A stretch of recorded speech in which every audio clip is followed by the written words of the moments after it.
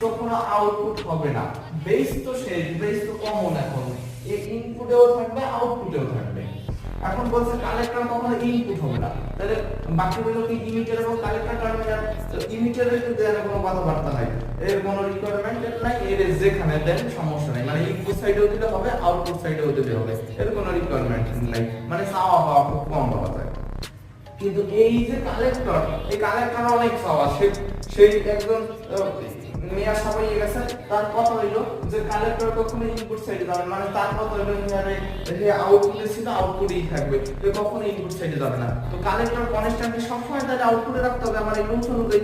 তো দেখি আমরা কালেক্টরে যদি আউটপুট সাইডে রাখতে হয়, আমরা জানি যে এই সাইডটা আউটপুট, তাহলে কি করলাম, একটা কালেক্টরে আউটপুট সাইডে দিয়ে দিলাম। এখন ইমিটার বাকি রইল, ইমিটারের তো কোনো রিকোয়ারমেন্ট নেই, এই কারণে আমরা ইমিটারে কি করলাম, ইনপুট সাইডে আমরা রাখতে দিলাম। এখন